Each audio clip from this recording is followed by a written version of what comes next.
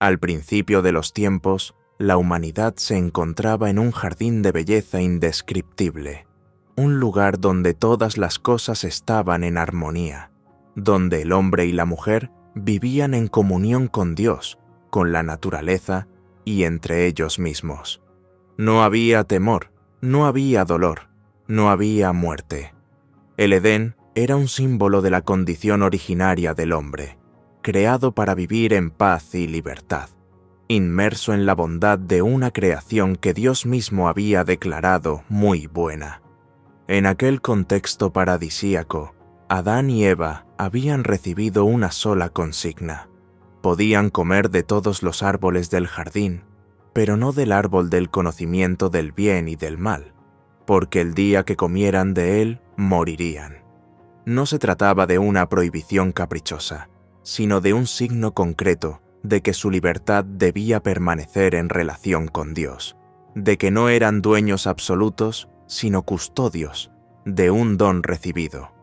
Era un acto de confianza, una prueba de amor, la posibilidad de elegir si vivir como criaturas agradecidas o como señores rebeldes, reconociendo que la verdadera libertad se encuentra en la relación con el Creador. Sin embargo, precisamente allí, en el corazón de aquel jardín perfecto, se insinuó la voz del engaño. La serpiente, astuta y persuasiva, hizo palanca en la curiosidad y en el deseo de autonomía. ¿Con que Dios os ha dicho que no comáis de ningún árbol del jardín? No moriréis en absoluto, sino que seréis como Dios, conocedores del bien y del mal. Era la promesa de un poder más grande, la ilusión de no depender más de nadie, ni siquiera del Creador. Eva miró aquel fruto, lo vio hermoso y deseable, lo tomó y comió. Luego se lo dio a Adán, que hizo lo mismo, y en aquel instante algo se rompió para siempre. Aquel gesto, aparentemente simple, abrió un abismo entre el hombre y Dios, entre el hombre y sí mismo, entre el hombre y la creación. No fue solamente un acto de desobediencia, fue la ruptura de la confianza, la herida de la comunión, el nacimiento del egoísmo y del miedo en el corazón humano. Se dieron cuenta de que estaban desnudos, sintieron vergüenza, experimentaron el miedo y se escondieron de Dios. La relación que antes estaba hecha de confianza e intimidad se había transformado en sospecha y distancia. Cuando Dios los llamó, ¿dónde estás? Adán respondió, tuve miedo y me escondí. El temor había entrado en el corazón del hombre.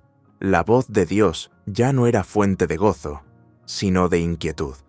Y así comenzó la larga historia de la humanidad marcada por el pecado. Aquel gesto de desobediencia contenía, en realidad, la esencia de todos los pecados futuros, el querer ser señores de sí mismos sin Dios, el querer establecer autónomamente lo que es bueno y lo que es malo. En aquella elección se encuentra el deseo de autonomía absoluta, de libertad sin relación, y por eso ella continúa repitiéndose en cada uno de nosotros, en cada generación, en cada corazón que busca vivir sin referencia al Creador. De aquí nace lo que llamamos pecado original. No es solamente el primer pecado cometido por el hombre, sino una condición que afecta a todo ser humano. No es simplemente un recuerdo del pasado, sino una herida que se transmite de generación en generación. En otras palabras, no somos culpables del gesto de Adán y Eva, pero heredamos las consecuencias, como una herencia que marca nuestra naturaleza. Por esto, se habla de pecado original no solo como evento histórico, sino como realidad universal que nos concierne a cada uno de nosotros. No es una acusación dirigida contra el hombre, sino un diagnóstico realista de la condición humana. Nacemos en un mundo herido y en un cuerpo frágil, con un corazón inclinado al mal, tanto como capaz del bien, como si en nosotros conviviera la huella luminosa de Dios y la sombra de la desobediencia. La misma Biblia parece sugerir esta herencia. El apóstol Pablo, en la carta a los Romanos, afirma: «Por tanto, como el pecado entró en el mundo por un hombre, y por el pecado la muerte, así la muerte pasó a todos los hombres, por cuanto todos pecaron». Es como si Adán fuese un representante de toda la humanidad, y su elección hubiera abierto la puerta a una condición que toca a todo hombre y mujer. Pablo incluso pone en paralelo a Adán y a Cristo. Si por la desobediencia de un solo hombre muchos fueron constituidos pecadores, por la obediencia de uno solo, la de Cristo en la cruz, muchos serán constituidos justos. En esta contraposición se juega el corazón del Evangelio. No basta saber de dónde viene el mal, es necesario saber dónde se encuentra la curación. En el primer Adán, todos caemos. En el nuevo Adán, Cristo, todos podemos levantarnos.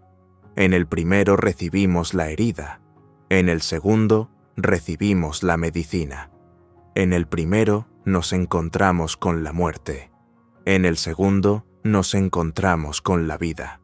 El pecado original, por tanto, no es solamente una explicación teológica, sino una clave de lectura de nuestra propia experiencia.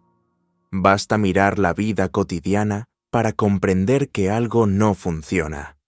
Hay guerras, violencias, injusticias, pero también dentro de nosotros hay pensamientos equivocados, egoísmo, ira, envidias que a menudo no querríamos tener y sin embargo nos habitan. Cada generación sueña con un mundo mejor y sin embargo cada generación se encuentra haciendo cuentas con el mal. Es como si hubiera una fractura originaria, un impulso hacia el desorden que acompaña a la libertad humana. Si fuera solo cuestión de ignorancia o de falta de educación, bastaría instruir mejor a las personas y el mundo sería perfecto. Pero la historia muestra que no es así.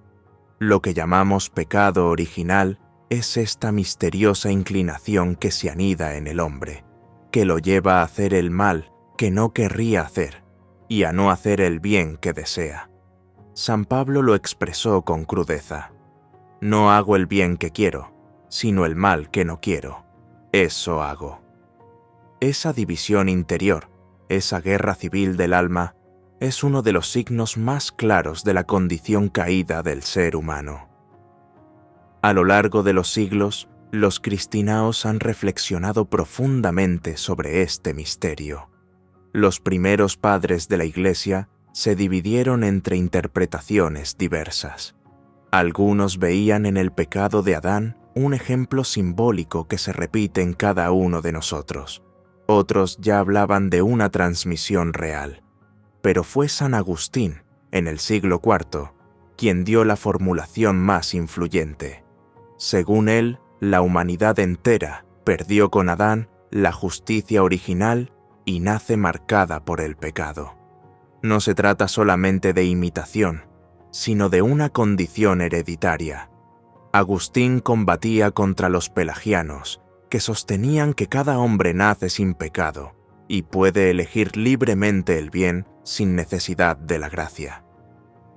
Para Agustín, negar el pecado original significaba hacer inútil la cruz de Cristo, porque si el hombre pudiera salvarse solo, no habría necesidad de un Salvador. En el medioevo, Tomás de Aquino y otros teólogos profundizaron ulteriormente. Explicaron que el pecado original no destruye la naturaleza humana, sino que la hiere. El hombre conserva la razón y la voluntad, pero están desordenadas. De aquí la tendencia a equivocarse, que la tradición católica llama concupiscencia. No es un pecado en sí, sino una inclinación que nos hace vulnerables. Esto explica por qué, incluso después del bautismo, que cancela la culpa del pecado original, permanece en nosotros la lucha interior, la tentación, la fatiga del vivir. Las iglesias ortodoxas tienen una visión diversa. Reconocen que con Adán entró la muerte y la corrupción, pero no hablan de culpa transmitida. Para ellos, heredamos las consecuencias, no la culpa. Por el contrario, muchas tradiciones protestantes insisten en el hecho de que la culpa misma de Adán es imputada a todos y que solo la justicia de Cristo puede salvarnos. En cualquier caso, todas las confesiones cristianas concuerdan en el hecho de que la humanidad está herida y necesita redención. Muchos, sin embargo, se plantean preguntas difíciles. ¿Es justo que yo pague por algo que no he hecho? ¿Por qué Dios debería considerarme culpable de un acto que se remonta a los inicios de la historia? Algunos teólogos responden diciendo que Adán es como un jefe federal. Su acto tiene consecuencias para todos, como la decisión de un rey recae sobre su pueblo. Otros insisten en que el pecado original no debe verse como culpa personal, sino como condición universal. Hemos nacido en un mundo herido. Somos parte de una historia que nos precede y nos influye. En el fondo, incluso sin llamarlo así, cada uno de nosotros hace experiencia del pecado original cuando descubre que el mal no viene solo de fuera, sino también de dentro, y que nadie logra vivir sin equivocarse. Esta condición se manifiesta de muchas maneras. Ante todo en la ruptura de la comunión con Dios. En lugar de la confianza nace el miedo. En lugar de la familiaridad con el Creador hay sospecha. Luego en la herida interior, la razón ya no ve con claridad. La voluntad es débil. Las pasiones se rebelan. Además, en el sufrimiento y en la muerte, que han entrado como consecuencias inevitables. Finalmente, en la tendencia al pecado, aquella inclinación que nos empuja hacia el mal, incluso cuando sabemos que no deberíamos. Es como si el alma hubiera sido creada para el cielo, pero llevara dentro una cadena que la retiene en la tierra. Esa cadena no es invencible, pero es real, y sin una ayuda de lo alto no puede ser rota. La experiencia humana nos muestra constantemente esta realidad paradójica. Por un lado, el hombre es capaz de actos sublimes de heroísmo, generosidad y santidad. Por otro, es capaz de crueldades inimaginables, de egoísmos profundos, de mentiras sofisticadas. Esta dualidad no puede explicarse simplemente por factores externos como la educación o el ambiente social. Hay algo más profundo, una división interna que marca la experiencia humana desde el principio hasta el fin de la vida. El niño más inocente descubre pronto la capacidad de mentir, de ser egoísta, de herir a otros. El adulto más educado y culto puede caer en tentaciones que parecían superadas. Esta universalidad del mal moral sugiere que se trata de algo que va más allá de las circunstancias individuales. Sin embargo, el corazón del mensaje cristiano no se detiene en la caída, sino que mira hacia la redención. Si el primer Adán trajo el pecado, el nuevo Adán, Cristo, trae la vida. La cruz y la resurrección no son solo eventos aislados, sino el vuelco de la historia. Donde el primer hombre cedió a la desobediencia, el Hijo de Dios obedeció hasta la muerte. Donde el pecado trajo condenación, Cristo trae justificación. Donde la muerte reinó, ahora reina la vida. En Él, la humanidad tiene una nueva posibilidad, un nuevo comienzo. Por esto la Iglesia ha visto siempre en el bautismo la entrada en una nueva creación. Si nacemos marcados por el pecado original, renacemos en Cristo liberados de aquella condición y hechos hijos adoptivos de Dios. Ciertamente, permanece en nosotros la fragilidad, pero ya no somos esclavos. Tenemos la gracia que nos hace capaces de combatir y de esperar. Esta transformación no es meramente exterior o jurídica, sino que toca las profundidades del ser humano. Cristo no viene simplemente a perdonar los pecados, sino a regenerar la naturaleza humana, a sanar la herida originaria, a restaurar la imagen divina desfigurada por el pecado. En él, la humanidad encuentra no solo el perdón, sino la fuerza para una vida nueva. La gracia no actúa solo como cobertura externa que esconde el pecado, sino como fuerza interior que transforma, que sana, que renueva. Por esto los cristianos no son simplemente personas perdonadas, sino personas regeneradas, nacidas de nuevo, participantes de la naturaleza divina. El pecado original no es, por tanto, un discurso abstracto, sino una clave para comprendernos a nosotros mismos. Explica por qué nadie es perfecto, por qué incluso los mejores se equivocan, por qué la historia humana está marcada por esplendores y miserias. Pero al mismo tiempo nos abre a la esperanza, porque nos recuerda que Dios no ha abandonado al hombre a su destino, sino que ha enviado a Cristo a reabrir la puerta cerrada del Edén. Si el jardín había sido sellado por querubines con espadas flamígeras, ahora la cruz se convierte en la nueva puerta de entrada a la vida eterna.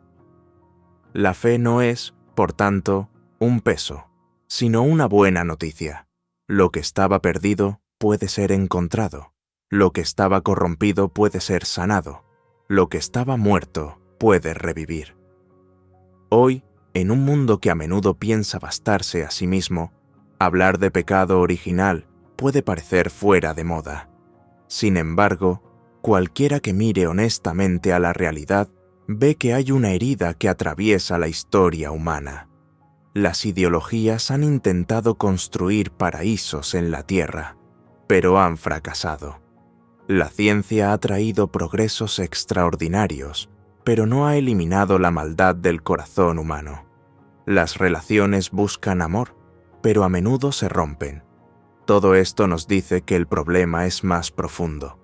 No basta corregir desde fuera, se necesita una curación interior. Y aquí está la actualidad de la fe cristiana. Reconocer el pecado original no significa ser pesimistas, sino realistas. Significa admitir que el hombre no se salva solo, que necesitamos una gracia más grande que nosotros. Y esa gracia nos ha sido dada en Cristo. En Él está la posibilidad de un camino nuevo, de una libertad auténtica, de una vida que vence a la muerte. Así, el relato de Adán y Eva no es solo una historia antigua, sino una parábola de nuestra vida. Cada vez que elegimos confiar en nosotros mismos más que en Dios, repetimos aquel gesto. Cada vez que escuchamos la voz de la tentación que nos dice, seréis como Dios, revivimos la misma ilusión. Pero cada vez que, en cambio, nos abrimos a Cristo, experimentamos la victoria del nuevo Adán. En él, la historia no termina con la expulsión del Edén, sino con el regreso a una comunión aún más grande, donde Dios será todo en todos, donde las lágrimas serán enjugadas y la muerte no existirá más. Esta es la esperanza que atraviesa las Escrituras, donde el pecado abundó, la gracia sobreabundó, y donde la humanidad fue derrotada, el amor de Dios escribió la última palabra de victoria. En nuestra época contemporánea, esta verdad adquiere una relevancia particular. Vivimos en una civilización que ha alcanzado logros extraordinarios en el campo científico y tecnológico, que ha desarrollado sistemas de comunicación que conectan instantáneamente todo el planeta, que ha conquistado enfermedades que antes eran mortales. Sin embargo, paradójicamente, nunca como hoy hemos sido testigos de tanta soledad, ansiedad y desesperación. Los avances técnicos no han correspondido a un progreso moral equivalente. Al contrario, a menudo la tecnología se ha convertido en instrumento de nuevas formas de alienación y esclavitud. Las redes sociales, que deberían acercar a las personas, frecuentemente las aíslan. La abundancia material no ha eliminado el vacío interior. Todo esto confirma que el problema del hombre no es simplemente técnico, sino ontológico.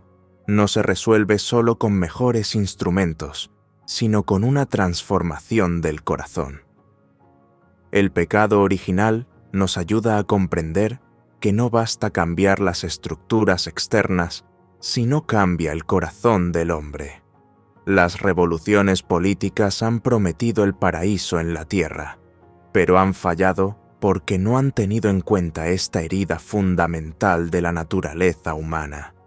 Los sistemas económicos han prometido la felicidad a través del bienestar, pero han descubierto que el hombre no vive solo de pan. Las ideologías han prometido la liberación total, pero han terminado creando nuevas formas de opresión. Todo esto porque han subestimado la profundidad del mal que anida en el corazón humano. Han pensado que bastaba cambiar las circunstancias para cambiar al hombre. No han comprendido que el problema está en la raíz misma de la libertad humana. Por eso la propuesta cristiana no es solo una doctrina, sino una experiencia de transformación. Cristo no viene simplemente a explicar el pecado, sino a vencerlo. No viene solo a diagnosticar la enfermedad, sino a curarla. La Iglesia no es una escuela de moral, sino un hospital de almas, un lugar donde la gracia actúa realmente para sanar las heridas del pecado. Los sacramentos no son ritos vacíos, sino encuentros reales con Cristo que transforma. La oración no es un ejercicio psicológico, sino una relación viva con Dios que cambia la vida. La caridad no es filantropía, sino participación en el amor mismo de Dios. Esta transformación, sin embargo, no es mágica ni instantánea. Es un proceso que dura toda la vida, un camino de conversión constante. El bautismo nos libera del pecado original, pero no de la tentación. La gracia nos da la fuerza para combatir, pero no elimina la lucha. La fe nos abre el camino hacia la santidad, pero no nos dispensa del esfuerzo. Por eso la vida cristiana es una milicia, un combate espiritual en el que cada día debemos elegir entre el bien y el mal, entre Dios y nosotros mismos, entre el amor y el egoísmo. En este combate, sin embargo, no estamos solos. Tenemos la gracia de Dios que nos sostiene. Tenemos el ejemplo de Cristo que nos guía. Tenemos la comunión de los santos que nos acompañan. Tenemos también la esperanza de la vida eterna, que da sentido a nuestros sufrimientos y valor a nuestros esfuerzos. Esta esperanza no es fuga de la realidad, sino la fuerza que nos permite cambiarla. No es alienación, sino compromiso. No es pasividad, sino acción transformadora. El pecado original, por tanto, lejos de ser una doctrina pesimista, es en realidad la premisa de la más grande esperanza. Nos dice que el mal no tiene la última palabra, que la herida puede ser sanada, que la muerte puede ser vencida. Nos recuerda que Dios no ha abandonado al hombre a su destino, sino que ha entrado en la historia para salvarlo. En Cristo, la humanidad tiene una nueva oportunidad, un nuevo comienzo, una nueva vida. Y esta vida nueva no es solo para después de la muerte, sino que comienza aquí, ahora, en el corazón de quien cree y se abandona al amor de Dios.